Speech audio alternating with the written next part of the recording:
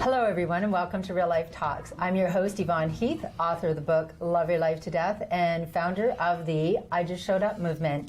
So joining me today is the wonderful, vibrant Gerry Croteau. Hello, Gerry. Hello. Thank you for having me on the show. Yeah, I am delighted to have you on the show because, you know, even you walked into our little studio here and you are just a light and you are a joyful person. You are. I don't know if other people saying, what, Gerry? No. But you are. Thank you. Yes, and I'm really digging the bow tie. And the pink, because it's pink day and everything. Yes, I don't know if they can see your wonderful socks, but yeah, no, you've got it all going on, and we coordinated our outfits quite beautifully. So I asked you here today because I was doing research, and I found the Gilbert Centre in Barrie, and I had never even heard of it. So we had a wonderful conversation on the phone, and I wanted to learn more and share the information. So you are the executive director. I am. Yes. I've been there since 2003. Yes. Originally, maybe because you haven't heard it, we just rebranded in 2015. Okay. So it was the AIDS Committee of Simcoe County back in 1993, and it was a grassroots movement that started with a gay man who was HIV positive, who was out publicly about his status and being gay, and him and his mother, who, by the way, are both still alive, and his mother is 94. And he's in his 70s, and his name is Ed Gilbert. Okay, so hence the Gilbert Centre. So I put that together. Yes. So we wanted to change the name from the AIDS Committee because it was no longer relevant. Sure. And HIV, for example, has become a chronic condition more than a death sentence, like it was in the 80s and 90s and even early 2000s. And we wanted our program to be more diverse. Okay. Because HIV was still predominantly 47% of HIV infections across the country are amongst gay men. So it's one of our programs. And changing the name allowed us to go into youth work. Sure. And it just sat better with some funders. Of course. Well, and you can broaden, you know, what you're bringing to the community. So what other programs do you have? So for our youth program, for example, we have Youth Connection.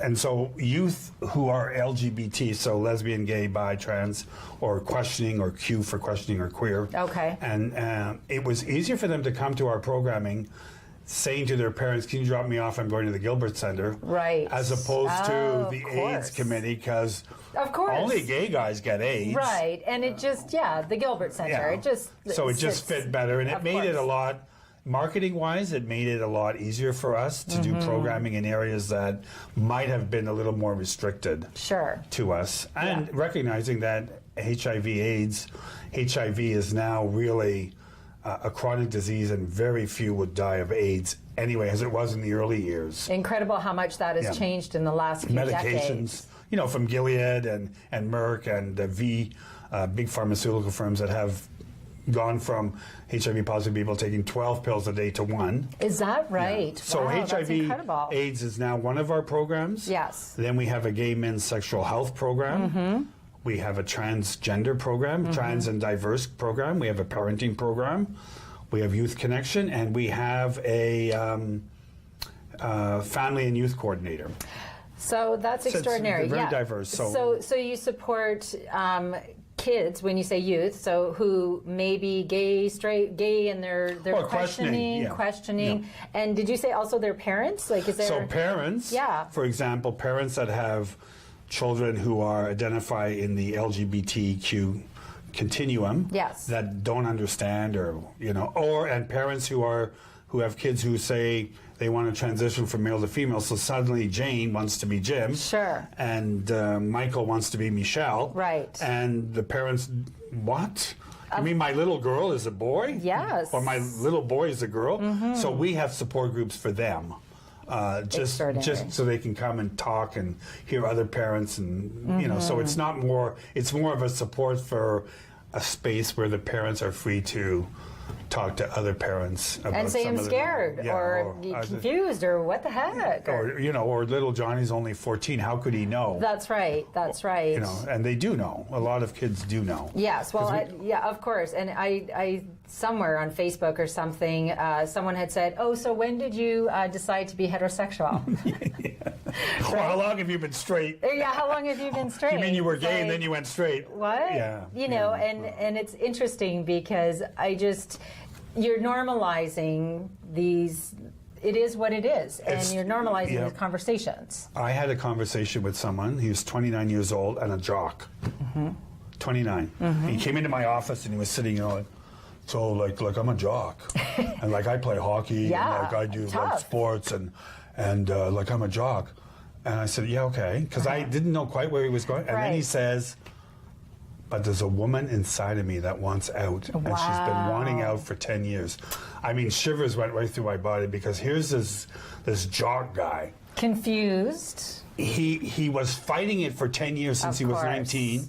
And it come to a point then, and he's no longer dating, no longer socializing, because he's struggling with this to the point that he can't talk to anybody because all his buddies are jocks, and girlfriends he's not dating anymore because he's not sure. And this woman that's there is wanting out. And you wouldn't choose that. It's just who you are, right? I mean, that's just who. Well, Bruce Jenner, right? Absolutely. Bruce Jenner is a prime example of a guy that was struggling with his transitioning to female, and decided to go a jock, excel in sports, muscular, buff, and Olympian. He did it. And he did it, but suddenly he could no longer contain himself, and he had $150,000 to do the whole. Of course. Because Caitlyn Jenner is absolutely gorgeous, 67 years old, and seriously, yeah.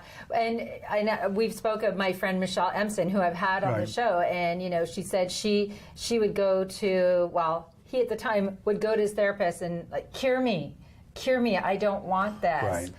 And now the person that I know, the Michelle that allowed, as she says, her caterpillar to become a butterfly, is just the most joyful, giving, wonderful person, and authentically herself, and now being a voice for change and rights for all, and that's truly what it's all about, isn't it? Exactly. So another program we do have is community development, run by Dale Boyle, who's a fantastic young man, about 26 years old, I think, and he will go into companies like Rogers or the Simcoe Muskoka House, and he brings in a program of giving individuals the use of pronouns, how to look at your job application and see if it's diverse, where it's not just male, female, that kind of thing, and language to use and sensitivity training, so that companies who employ individuals from the LGBT community are comfortable if somebody comes out to them.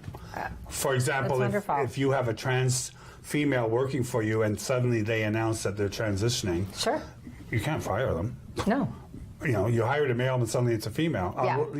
So what do you do? So he gives that education and trains employers how to make their job applications more friendly or LGBT diverse, so that pronouns are correctly used. Like sex, what are you, male or female? What happens if you're not? Right.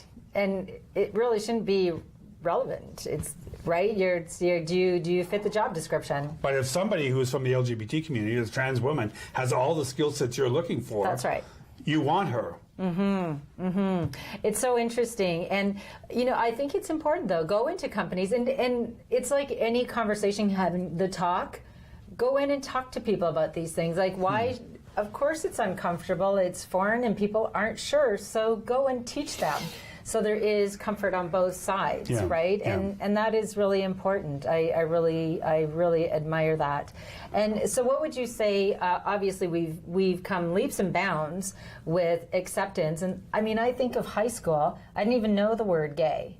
And now I look back and go, that makes sense. But I mean, it just wasn't a part of our vocabulary, and we've come so far. I mean, that they've leaps and bounds, and like you have your Rogers show, where you're able to have these conversations. What is your show called? With Gerry. With Gerry. And I'm sure you have some pretty spicy guests and some conversations. Well, you'd have to watch the program on Friday nights at 9 o'clock, Channel 10.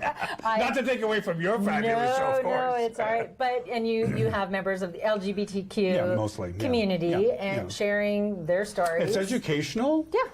so that it normalizes, maybe. But, you know, Canada's had same-sex marriage since over 10 years. Yes. Has it been over 10 years already? Wow. Okay, that's awesome. 2009, 2008, somewhere in there. But two men who are married, legally married, cannot walk hand in hand down Dunlop Street in Barrie or Lackley Street or Coldwater or West Street in Aurelia and feel comfortable. Right. And yet they're legally married. Of course. So two men in a restaurant cannot kissy-kissy and hold hands, right. but they're legally married, but a male-female can. So how far has it come? Right. In some ways it's come very far. Yes. But the stigma is still there. We still have a ways to go. And in a more conservative environment that Simcoe Muskoka is, a little bit more conservative than maybe Toronto. Sure. You have to be careful. Well, yeah, you don't want to get beat up. No. I mean, there's even still interracial marriages, and some people are still, I walked into a bar in Barrie with red pants, a red shirt. I think I had this shirt on, red socks, red shoes, because I had just done a show. And I walked in with a lady friend of mine, and they were playing pool, and the woman said to me, "Ooh, you like to play pool and hold a stick?" So I said to my lady friend, "We need to get out of here right now. Check, please." Yeah. Because if this is the woman, what's the guy going to say? Yeah. Oh, that's hilarious. So we left. Yes, yeah.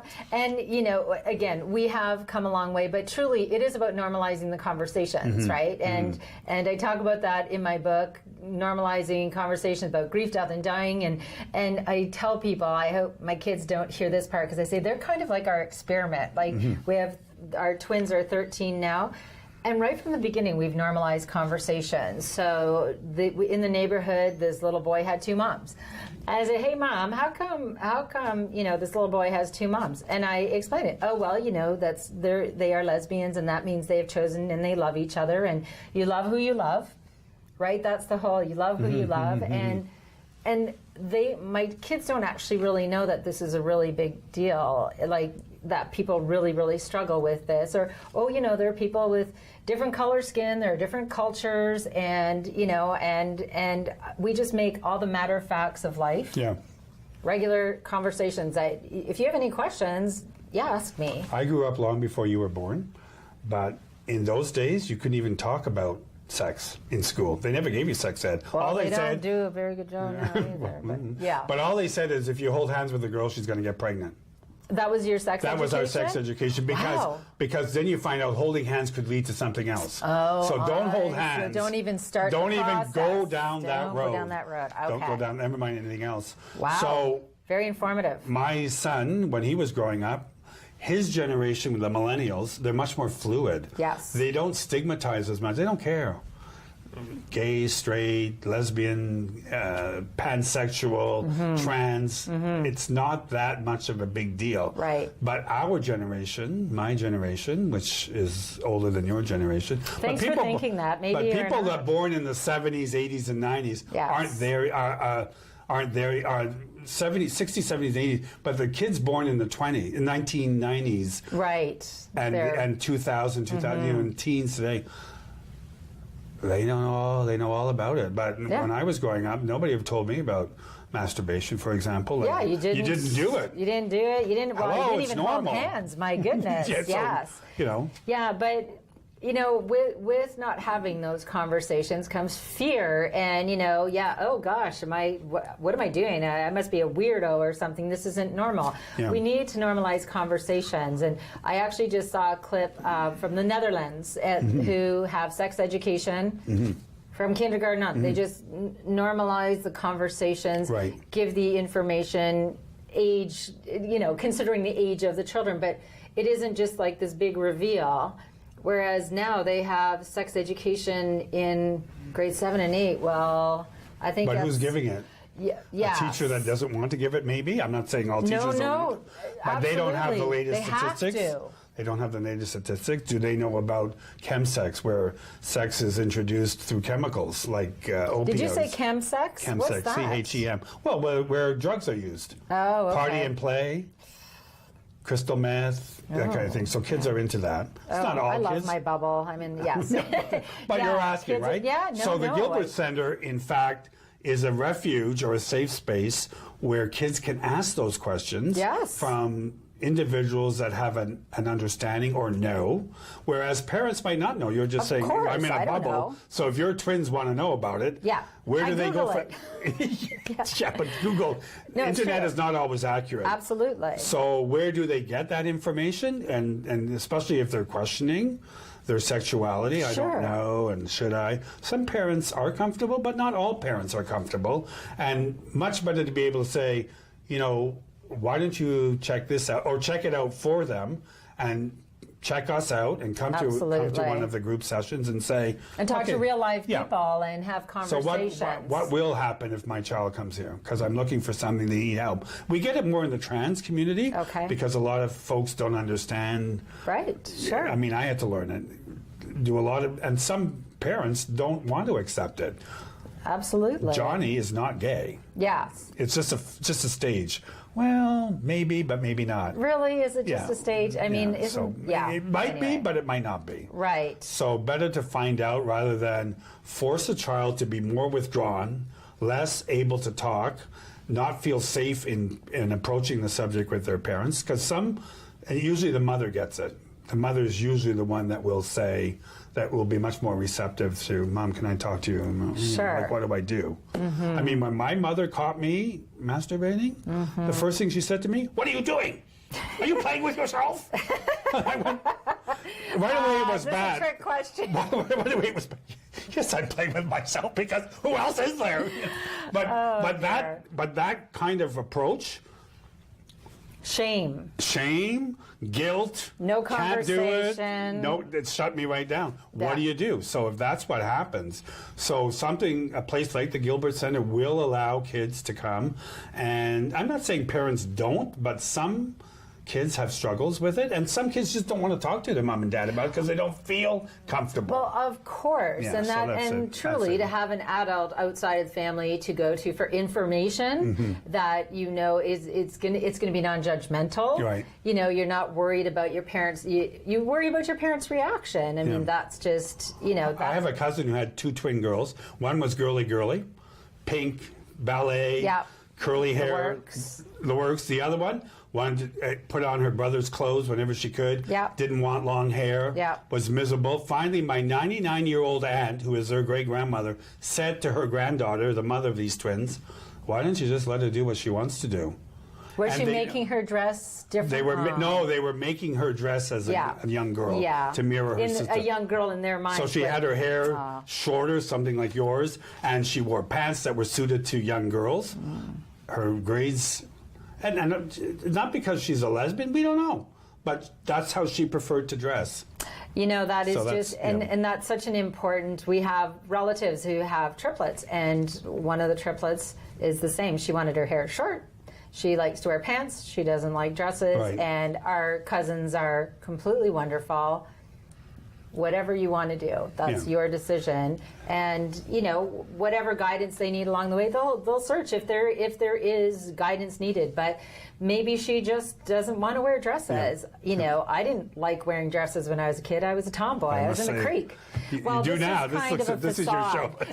Your show, guys. Oh, another thing that we do is that we have a project for 5 years to bring in a Hep C module to teach people and to give them the skill sets on how to deal with Hep C if it's chronic, because there is medications, a 7-week medication program that you can overcome the virus and rid the body of it, but it doesn't work for everybody. So we're doing that. That's part of what we do.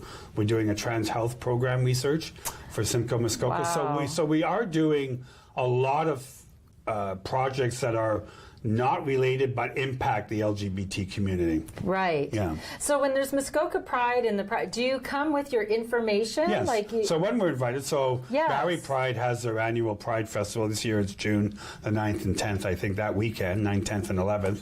So we're there. We're there with the health unit. The health unit will be doing testing, but we're there with information and talking about some of the work we do. And we have a whole we have a youth board where we empower youth that come to our organization to take a lead and, okay, what do you want to do? We want to have a float. We want to do this. We want to do that. And we give them that ability to do it and put some resources. We don't have a lot of resources. Right. Let's say $1,000. We can come up with $1,000 to help you bring that programming to, and coming from youth, in peer support and youth, empowering youth, is, you know, like the we turn me into we. It's infectious when youth can see that they actually can influence decisions that adults are going to make, and actually be a part of it and say, no, this is what we want. Okay. Yes, they have a voice. They have a voice. Yes, and they're more engaged in the programming at the Gilbert Centre. So, and we're always looking for new people down the road. So, better that we give a good impression and an honest and real impression, so that it affects them in a positive way instead of negativity. Yeah. Well, and you know, you made a really good point that I hadn't thought of, because not only, I mean, sometimes parents don't have the information needed, and I feel for these teachers that it is like, by the way, you're the grade 7 or 8 teacher. It's your job to teach sex ed, and they're going, oh, that's not really, you know, it's not my specialty, but what an important subject. And when we're teaching it in grade 7 and 8, it's already a little late, isn't it? Yeah. Well, for example, bullying. I was in school in the 60s and 50s. We got bullied. They never called it bullying. Right. You just got beat up and black eye or something, and you go home and what happened? Johnny Boyle punched me in the face. Oh, well, okay. Well, but there was no thought of it, that's bullying. Right. And there was no protective environment where you could go to the school principal, because they were giving you the strap. My God. So never mind. You know, strap. They were strapping I remember the strap. Did you ever? Yeah. So. I know. I think I got it in grade 6 because I did a boycott because the boys' side was way bigger than the girls' side. So I went on strike, and I think I got. So when the the teachers are strapping students, right, you're hardly going to go. You're not going to go to them and say, "I'm being bullied." What's bullied? Yeah. Strap. What did you do wrong? Yeah. Why did he punch you? And what you didn't tell your wrong? folks, so you get the strap from them too for getting the strap at school. Now, so when I hear that, I say, thank goodness those things have changed. Yeah, right? Exactly. Because that's just And we know that we're on the right track because we're getting funding from the County of Simcoe when they fund our trans program, for example. So we've put together a project, sent it to the Simcoe County, and Simcoe County said, yes, that's good. We'll support that because we have citizens in Simcoe who are trans who need that kind of support. Yes. Great. Same thing with the Ministry of Health and Long-Term Care in Ontario. There are gay men who are becoming HIV positive because they don't have the knowledge, they don't know where to go for counseling. Great, we'll support that. You know, those kinds of things. So you may not like it, but it serves a purpose in terms of education. But in the long term, it's giving people education and skill sets so that they don't become infected with HIV. So young kids don't go down that route. They know about safer sex and condom use and the proper use, and they have a positive attitude towards safer sex, and they understand it. And they understand the pitfalls. We teach young women how to say no if they don't want to have sex, and that kind of respect, and how to say no to a young boy that wants to have sex and you don't have sex, and not feel that you're doing something that's going to ruin their friendship. If it ruins your friendship, great. Yeah, it wasn't much not great, of one. But I mean, Yeah. You know, that kind. So those skill sets are important, and sometimes you just don't get them in school because the program is 40 minutes. Well, that's the thing. It's a quick program, and this is it's something that you don't just learn once and then you have all the facts. As your life changes and different things happen, you need information, and we need somewhere. So I think this is just absolutely extraordinary. And is there any one particular story with someone who's come to the center or anything that is? Well, the hockey player. Yeah. But I have to put a plug in for Simcoe Muskoka District, the health unit, but Simcoe Muskoka District School Board. Yes. They actually came out with a pamphlet on transgender. Oh, wonderful. And so they're much more open as opposed to the private school system. Okay. Yeah, stories. Yeah, there's a lot of stories. And I could have clients watching.